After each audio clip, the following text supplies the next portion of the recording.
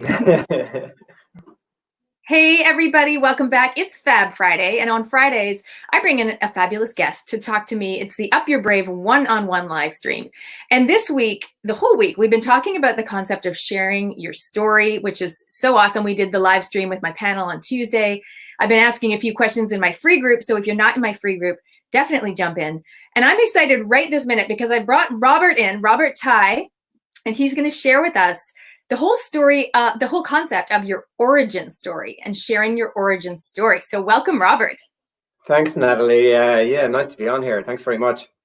Very exciting. So what I'll do, I'll read a little bit of a bio or background on you, and then we'll roll into some questions. So you guys, if you're watching us live, let us know you're there. We love your love. So please comment with geographically where you're watching from. And we were going to dive into some questions. Okay, so Robert and I actually met through LinkedIn, kind of.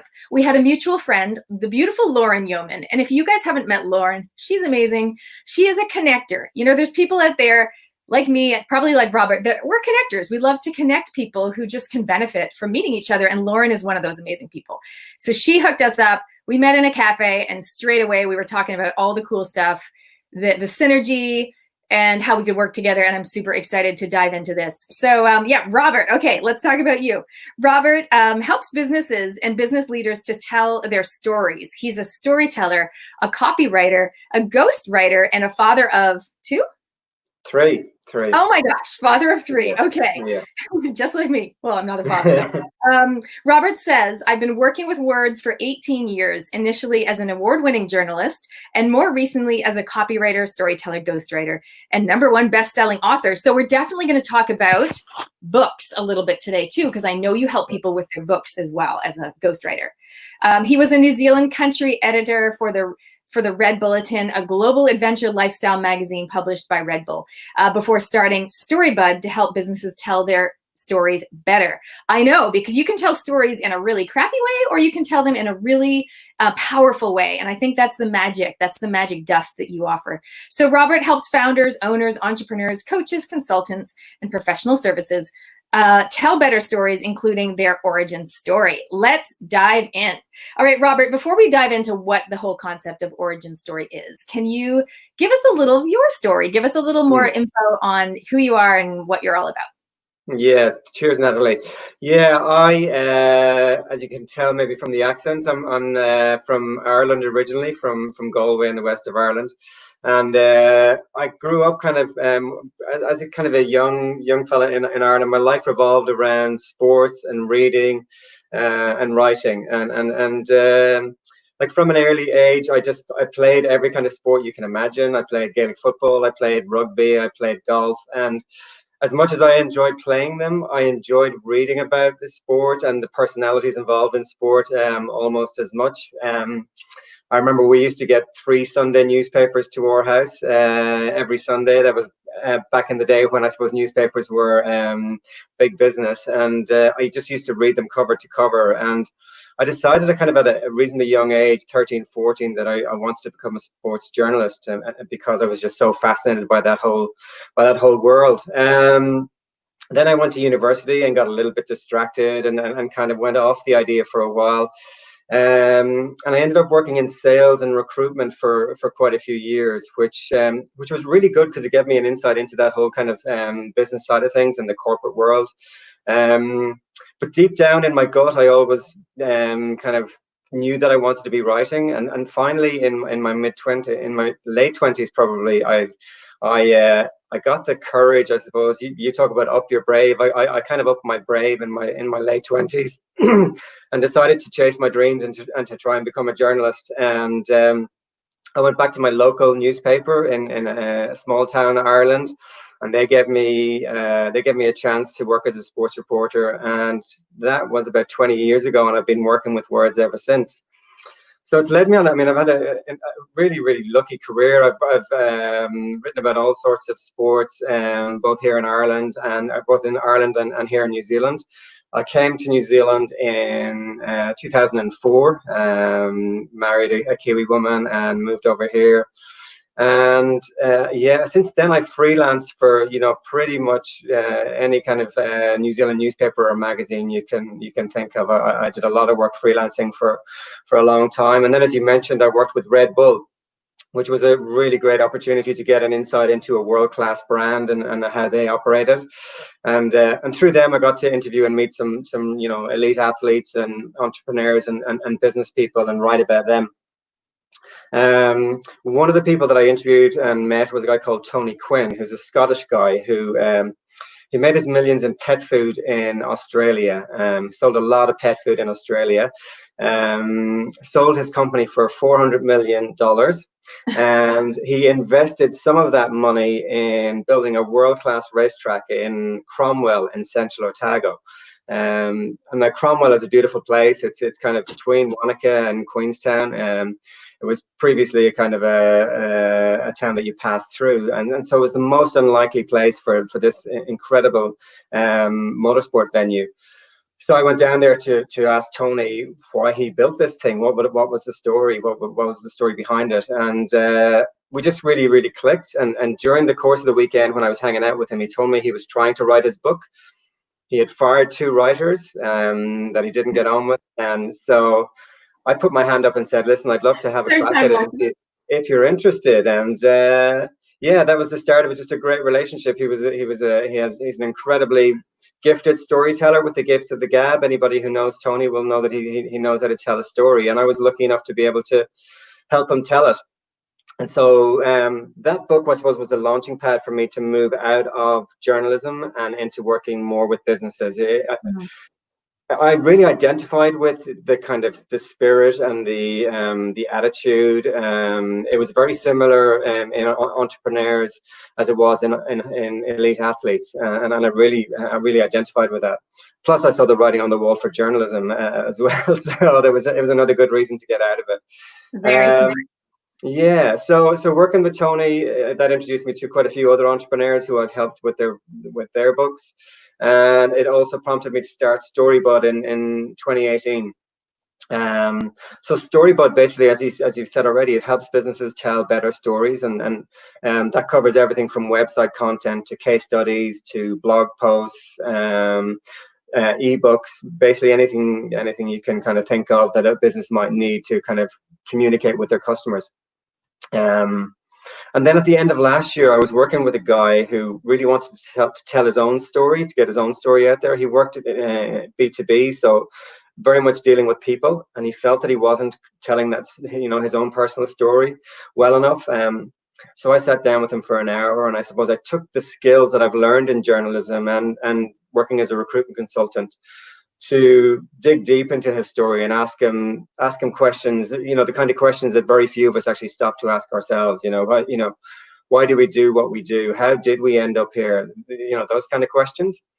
And the feedback I got from him was you know, so encouraging. He really enjoyed the whole process as much as the end result, and that sparked the idea for Your Origin Story. I came up with the idea and the name, and I've been kind of telling people about it and working with people on their origin stories for the last just 4 or 5 months, really, Natalie, just since before lockdown. And yeah, I just feel really lucky and privileged to be able to work with people, and the feedback I'm getting from people is that they're getting a lot of value out of it as well. So that's the long-winded version of how I got here, I suppose. It's so good. I mean, and what I also love is you've got a niche within a niche, because the origin story. So I was just down in Christchurch helping 2 of my amazing women clients with their storytelling, but from a speaking perspective. So we talk a lot about take me to the moment, and what is the message, and what are the actions you want your audience to take. But it's all about using their voice, because that's my specialty. And that's why I was so excited when we met, whatever, it might have been 6 months ago now. And there's so much synergy, because what you do is you help them craft, you know, really what's going to become like their LinkedIn bio, the about page, the website, content and blogs. And I think it's so important to tell these stories. So let's dive into the whole concept of origin story. By the way, good to see John Barley on the live stream here. Also Kevin Boyes. Kevin's tuning in from Canada, I do believe.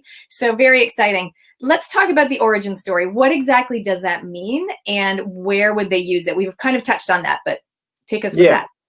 Yeah, I mean, it's essentially there's a few different levels with it. At its most basic level, it's something you can use as your elevator pitch. When somebody asks you, "What do you do?" A lot of us kind of stumble over our answer, or because we're kind of spread so thin in so many different areas, we struggle to really kind of capture that in a really succinct way. So your origin story, firstly, is really good at helping you know, capture that kind of that first impression that's so vital when you're talking to people, you know, explaining in a really succinct way what you do and why you do it, and going through the process gives you clarity around that, and it gives you then the confidence to deliver it, because the way I write it and the way I help you write it, it's written in a way that it's to be shared. I mean, I tend to be quite a minimal writer, and that, you know, short sentences, 1 point per paragraph. It very much lends itself to kind of the spoken word. So that's probably the first and most obvious use of your origin story. Secondly, then, what I've been working on quite a lot with clients lately, and what there's been a big demand for, is helping them get their message across on LinkedIn. So that's through their LinkedIn headline and profile. I mean, there's 575 million users, I think, on LinkedIn. So there's going to be hundreds, if not thousands, of people doing exactly the same job as you. So if you're using the same kind of profile and the same words as everybody else in your profile, then it's really hard to stand out. So you know, using story in your LinkedIn profile and headline is just a powerful way for people to kind of either connect with you, or either be put off from connecting with you. You know, it's kind of nearly a And both filtering. are good. Yeah, and both are good, right? Okay, because that's an important part of the process. You want to, it acts as a filter, right? Because you want to attract the people who want to work with you, you know, and that's a big part of it too. Um, and the power of kind of really getting clarity around what you do is that if you can really distill that down into your LinkedIn headline, and particularly the first 3 lines of your LinkedIn profile, which is all people see before they get the option to click on the button to read more. If you can really kind of get their interest and, you know, create some intrigue around what you do and using story, I think it's just a much more powerful way, and it's much more likely that you're going to get noticed. So yeah, that's the second part of it. The full package, your origin story, that I offer people, is kind of more like a magazine length style profile, and that's something that can be used in a lot of different ways. You also get an edit as part of that package. You get an edited version for your LinkedIn profile, but it's also something you can use across your website, for example, in your services page, in your about section. One of my clients used it as basically the basis for a script for a video that he did, kind of introducing himself and his service to the world. So he did just a really powerful 2-minute clip based on the work we did together, and it was just very, as I said, succinct, and it gave him real clarity around what he did. So yeah, they're the different ways it can be utilized and used at the moment. I know that we're in a moment, we're going to talk about what you've done for me. And I know that even yesterday when we were chatting, I was like, no, don't cull it down. Give me the magazine version, because I'm thinking I can put that on my about page, but I can also grab parts of it, you know, just one little paragraph of it, and then use that as a blog, like a, not blog post, but like a Facebook post, and I can elaborate. So I was like, there's so much gold in there. Don't cull it down. Yeah, well, yeah, interesting you touch on blog posts, because yeah, that longer version as well, that is something I forgot to mention, that, you know, out of that, you know, what I generally tend to do, the process is I send people a questionnaire, which is kind of like a 3-page questionnaire with, you know, 15 odd questions or so, just to get you thinking about these things, because we, as I said earlier, we don't tend to stop and pause and think about these things. So that's the first part, is to get people in that right mindset to reflect. And then once you send me the questionnaire, I spend 30 minutes or an hour just digging a bit deeper and asking a whole load of questions, like some stupid questions, because stupid questions are valid too. You went on a Zoom call, right? In the Zoom. Yeah, usually via Zoom call. Yeah, absolutely. And yeah, out of that, as I said, you get the magazine style format, but you can take that magazine style format, and generally you'll find 5 or 6 really powerful blog posts that will tie back to what you do, and in the end, that's what this is all about. It's not stories just for the sake of stories. I mean, I tell people, you don't want to overshare. Nobody wants to hear about your embarrassing episode at your 21st, or it's there are stories that really relate back to what you do and why you do it, and I suppose validate what you do, and give people a sense, right? Okay, I know why this person does this particular job, and I can understand or get a sense of why they would be good at it. And they're essentially the stories that I look to pull out of people. I think also, even post-COVID, where people are really looking at not only going into creating their own new normal and going, well, what do I want to be doing rather than what have I been doing or offering or services to my people, but also what do people need? What is a line? And I feel like this is such a good time, not necessarily for people to rebrand, but really to rethink about their brand and to look and to dig deeper. Like, I know when you and I did the 30-minute thing, and you were like, oh my God, Nat, you have so many stories about resilience. Like, I just didn't see that was evident on your website. I'm like, it's not. You're so right. So, but if you hadn't asked me those questions, like, I know all those stories, but if you hadn't asked me, it wouldn't, like you said, you just pull them out in your very calm and humble manner. And I was just like, blah, blah, blah, blah, blah. It's amazing. And I think that if everyone could have their stories pulled out and then they go, actually, how do I want to show up in this new post-COVID environment? And how can I serve people? And how can they relate and connect to me better? Well, maybe by sharing some of these stories I've been keeping, hidden away. Yeah, and there's a massive fear factor involved as well. I mean, and that's what you do with your people, is up your brave, and it's such a powerful message because there's a huge fear factor involved in putting yourself out there and sharing these stories. I mean, I worked as a journalist for so many years, and I had zero kind of fear about putting a story in a national newspaper or magazine because it was about somebody else. Okay, but when I started posting on LinkedIn about a year ago to kind of promote what I do with Storybud and to improve my writing and so many other things that I find LinkedIn great for, and I highly recommend it for anybody who's looking to tell their story. It's an ideal platform to do that. But there's a massive fear factor in telling those stories, even on a place like LinkedIn, which is a short kind of short format. You need to just do it and do it regularly to get over those fears. But once you do, I think you will see benefits, because people will identify with your story in a way that they won't identify with the safe, just the safe, same old kind of corporate speak kind of profiles that most people resort to. It's just a summary of your resume, a summary of your CV, without any real sense of who you are. And that's the key for a lot of businesses. The thing is, it probably won't resonate with everybody, Natalie. I mean, there'll be people who sell widgets, for example, or just sell a product, and they probably will think that their customers won't care about who they are or where they've been and what they've done, as long as their widget works. Okay, as long as their product does the job, then that's all they care about. And I absolutely would agree with that. But for, I think, anybody who's involved in a people business where you're dealing with people on any level, then that kind of that ability to reach people through stories is very powerful. Exactly. And that leads so nicely into this next section, where I wanted to ask you about like do's and don'ts.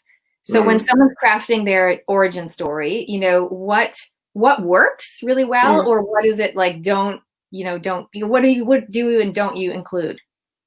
Yeah, I mean, I recommend people to use their CV, their resume, as a starting point. Sit down with your CV and think back on the different jobs you've had. Think back on the highlights or the lowlights in those jobs, the wins and the losses that you've had in those jobs, and think about the decisions you made when you left those jobs and took another career path. Think about those. There'll be probably 4 or 5 that really stand out to you, 4 or 5 stories that really stand out to you, and they're the ones that you really want to tap into, because they're the ones that will kind of tie back directly to your career and how you've ended up where you are. As I mentioned earlier, this is not about stories for the sake of stories. It's not about oversharing. It's not about kind of just putting something down on paper for the sake of it. You've got to really try and tie it all back to the product or service that you deliver. So that's kind of a key aspect of it as well. In terms of kind of do's and don'ts, again, you want to create a little bit of, I think, intrigue is a word that some people in this space use, especially in the headline and in the kind of first 3 lines of the profile. You want to try and grab people's attention with something that makes you uniquely you. You know, there'll be something in your past or something, some job you had, or some turning point that will really help you stand out. And again, that's the thing to kind of zero in on. And you mentioned to me yesterday, LinkedIn has recently expanded the word count for that part. So now we can put more words in there. Yeah, that's right. I mean, I think it was 120 characters, and they've recently changed that to 220 characters, which I think is kind of close to 200 and, sorry, not 200, it's close to like 25, 30 words, somewhere around there, which gives you a decent amount of space to kind of, one, create that little bit of intrigue. I do it by, my headline starts with tell your origin story.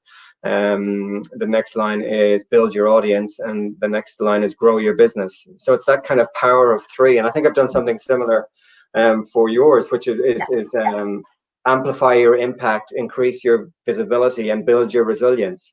So again, it's just those kind of there's power in that there's rhythm behind that. There's loads of studies done on the power of 3 in kind of writing and that kind of that rhythm and flow. So that works really well. And then that still leaves you room to kind of talk about, you know, your ideal customer and what you can do for your customer. In your case, I think I've crafted it to say something like, I consult, run workshops, and mentor business owners and impact-driven individuals about how to up your brave.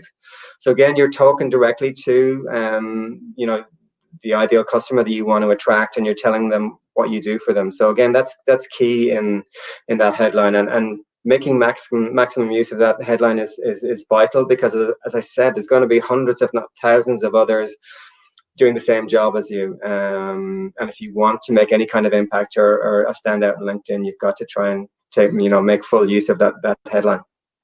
I think also another do and don't that you highlighted to me as well, I had mine in third person, my about section on LinkedIn. Yeah. And so the origin story is written in first.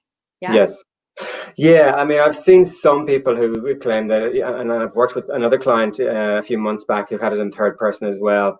But the general consensus is that, listen, you wouldn't introduce yourself in the third person to somebody at a face-to-face networking event. You're not going to go to like a networking event and shake somebody's hand and say, hi, I'm Natalie. Natalie has run workshops for corporates, and Natalie has done this and Natalie's done that. You engage with them, right? You talk to them in the first person and you tell them stories. That's how we connect with people.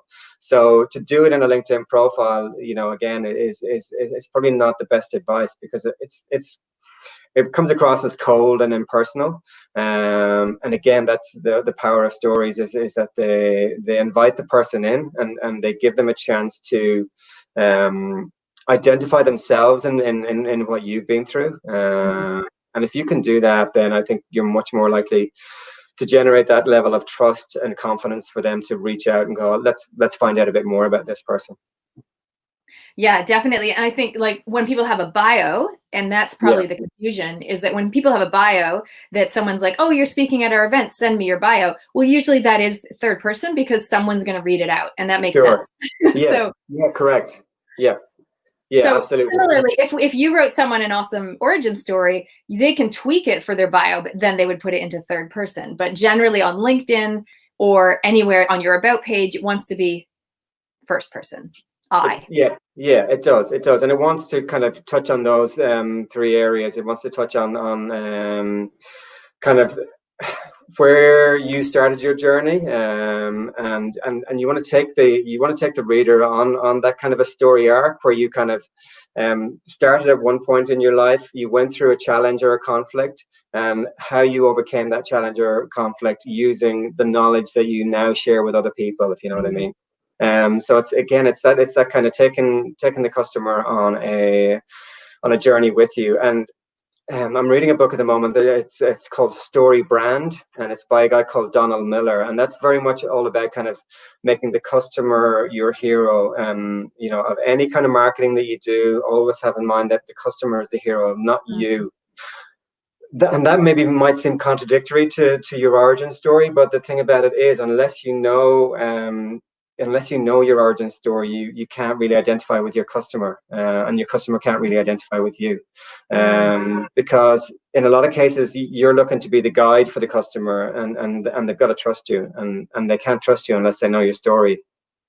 You just mentioned two things that really stood out for me. I know that Steve Lowell, who I've done a lot of work with, you know, he's a speaker coach, and he talks about, I don't know if it's his thing, but conflict, decision, discovery, which is what you just mentioned.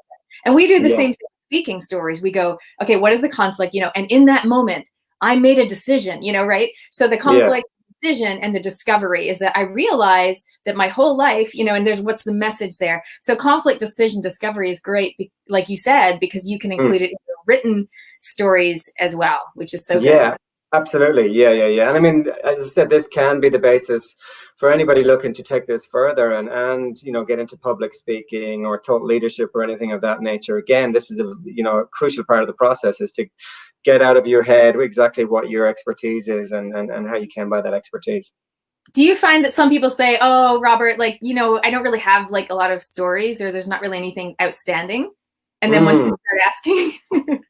Yeah, I mean, even the process of going through the questionnaire, I think I said this to you, like you sent me the questionnaire back, and there was like 3 or 4 stories on the questionnaire that jumped out at me, you know, and as you said, I think the stories are in there. Everybody has some story to tell. We've all been through kind of highs and lows in our career, so you know, we all have stories to tell that have a lot of meaning.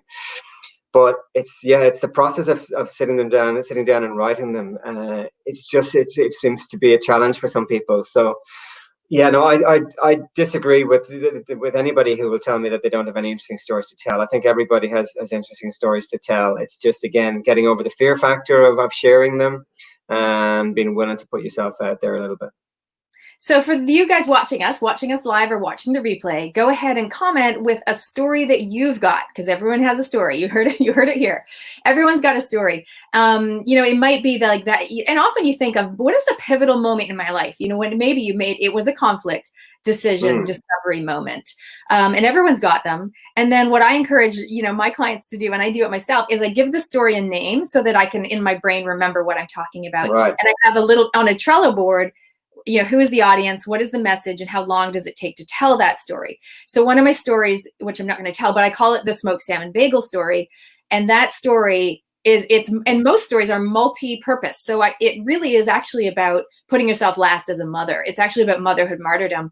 But I can similarly use that same story, and it can be about money mindset or marital relationships. So depending on who my audience is, I can use the same story, but I tell it slightly different. So what I want you guys to do, if you're game, is to comment in the chat box and let us know. Maybe it doesn't have to be a speaker story. You don't have to be a speaker. Everyone has a story. So let us know. It might be the time when I told my parents I wasn't going to go to the local high school. I wanted to go somewhere else. Like, maybe that's like a big moment in your life when you finally said what you wanted. So, you know, something like that. It doesn't have to be massive, but it can be very impactful in your life.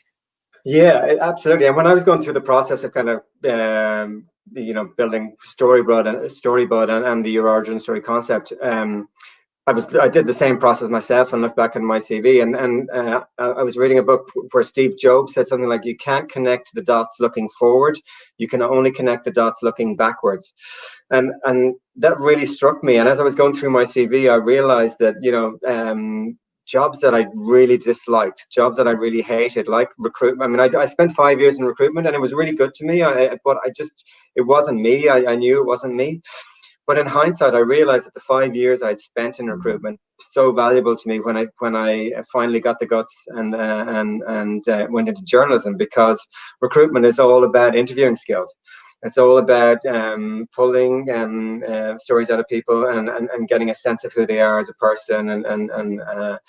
So it was just so valuable to me as a journalist, and it's so valuable to me now in what I do with your origin story. So again, as I say, you look back at your CV and you may think, oh, that job, that didn't do anything for me. But, a lot of times there'll be something in that job, a little something that was really crucial in kind of in deciding or influencing where you've ended up now, right? Well, that really came to pass, when you interviewed me on the Zoom call and you were saying, Nat, so your whole message is up, you're brave. You've got so many stories, and it's exactly that. It's exactly like you don't know where your life's going when you look forward, but when you turn around and you look back, it's like a winding river. Oh yeah, that makes sense. Oh, that's interesting. So it's interesting that I've chosen Up You're Brave, which is about resilience and courage and putting yourself out there and saying what you want. And anyway, so what I was surprised at, and I want to share this with the people that are watching, is so when you sent me the document, here it is, Nat, here's after the 30-minute, here it is back for you. I love it for my website, love it for grabbing bits for blogs or Facebook Live ideas. I was like, but am I really going to put this on LinkedIn? Yeah. Yeah, again, I think I've sent you an edited version since then, and that's key as well, because I tell people that the process involved, you answer the questionnaire, go through the questionnaire, we follow up with a phone call, and I dig a little bit deeper, and I transcribe it word for word. So hopefully it sounded like you, because that's really important. I mean, when I wrote Tony Quinn's book, 0 to 60, Tony told me that the number of people who came up to him and said, listen, when I was reading your book, I could hear your voice in my head, and that's exactly what I want to achieve with your origin story as well. That's a crucial part of it, that it doesn't come across as overly polished, or not overly polished, but it doesn't come across as formulaic, that it has to come across as authentic and your voice. But I think the edited version that I sent you, I took that on board, and I moved a few bits further up into the profile that talk more about what, your ideal customer. And because you made a very good point that maybe it was too much about you, so it was a really valid point, and that's, again, I encourage people to do that, because they've got to be 100% comfortable. When I send them the first draft, I encourage them to take it apart and read it and go, okay, yeah, I want more of that or less of that, or I feel that we need to talk to my customer more. And then we can incorporate that into it, because as you say on LinkedIn, it's a balancing act. It's kind of you want to convince people why they should work with you. Secondly, in a limited space, you have to tell them why they should work with you, what you can do for them, essentially. So it's kind of getting that balancing act between the two. But I think also, when I did say that to you, and it fair call, you were saying that it's a bespoke experience. And that's what I love about it. Like, someone else, you might do their LinkedIn origin story. It's totally different. Like, it's really much more like conservative and more based around their services and things like that. But it still has snippets and insights into their journey. Whereas my message is Up You're Brave. I got to show people, like, I've had some challenges without, whinging about it. So I feel like you captured that. And I'm thinking, you know what? I'm going to put it on my LinkedIn profile. So if you guys are watching, you can go check it out right after this. I'm going to put it on there, and we'll see what resonates. I'm definitely one for trial and error. Yeah, no, that's a good point you make about it kind of being very much made to fit, depending on the person and their background. I worked with a guy recently who's involved in financial services in Dubai, and his profile and headline when he sent it to me was just littered and riddled with financial services jargon. I think after his name, he had something like 15 letters, which were all his kind of financial qualifications. And I remember before I got on the phone call thinking, this guy is going to be really, really difficult to get anything out of. But he turned out to be just an incredibly good guy, really great personality, really good stories to tell. Like, he told me a story about his wife delivering their first baby, and he went into hospital, and she was hooked up to a monitor, a heart rate monitor that was going up and down with the charts. And he said something like, that chart reminds me exactly of what I do at work every day. And it was all to him. He was just so focused on financial markets. It's not a great reflection on him as a father, maybe, but his wife laughed and said, listen, you're not at work now. You've got to focus on me.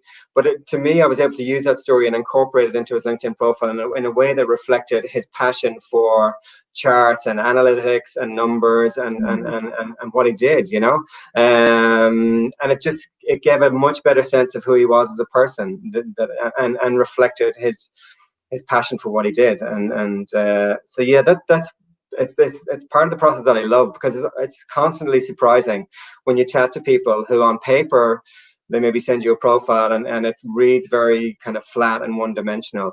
But I think once you kind of actually start asking people questions, stories tend to just flow out of them, because we all like telling stories and we all have great stories to tell. I love it. Yeah, exactly. That's exactly what I experienced. So let's talk about it. If people are watching this and they're thinking, man, I've been meaning to update my LinkedIn, or I need to do my about page, it's that feeling. Sometimes you need someone else to just ask you the questions. It's all inside. You know it all. We just give you the stories, and then you just like fancy it up and give it back to us. So how can they get in touch, and how does the process work? Yeah, the process, as I've said, is fairly simple. They can jump on my website, storybud.co. So that's STORYBUD, Storybud. And from there, you can have a read about some more of the process. I've got a page there on your origin story, which details the process. And it's very painless. I mean, as I've said, people tell me that the process is enjoyable rather than painful, because it gives them a chance to sit down and reflect and an excuse to do it, because we never give ourselves time to actually do that. I send people a questionnaire, follow up the questionnaire with a phone call or a Zoom call, and then, as I said, transcribe it, send you a first draft, then go through corrections with you and send you a final draft. So yeah, that's essentially it, and it can be done within 2 to 3 working days generally. So it's quite a quick process, and yeah, so check out storybud.co. That's where you'll find all the details, and there's a link there to my Calendly calendar. So if you've any questions, or you just want to kind of a no strings attached chat about why it might be right for you, or why you think it might not be right for you, I'm happy to jump on a call with people as well and just talk them through the specifics of their story. Yay, that's so amazing. And I'm so, the way that you've really niched it down, it's this one part of your offering. I know you also help people with books. So of course, if there's any aspiring writers out there, I know so many people go, I want to write a book one day, but like the feeling of just writing it, the fact is, if you're a talker like me, you can just, talk or send audio files, and Robert can like zhuzh it and put it all together for you. So is that right? Are you open to helping people with books as well? Yeah, absolutely. I've worked on a few books since 0 to 60. I've worked on a couple of ebooks, and I'm working on one at the moment. So yeah, that's a real passion of mine as well. So yeah, absolutely reached out, and happy to chat. Again, I mean, investing in a book and going through that commitment, it's quite a major undertaking. So again, happy to jump on a call with anybody who feels that they might like to write a book one day, and I'll give you some honest feedback about the process and what might be involved. Awesome. Great. Thank you so much. Amazing to have you here, Robert. So good. Thank you so much. And you guys, we're going to put the links above if you haven't already seen. We'll put the links there if you want to book a time to either no strings attached, chat with Robert, or just go, listen, dude, help me with my story. No problem. Thanks, Robert. Great to chat, Natalie. All the best. See you guys. We'll see you next week on Fab Friday.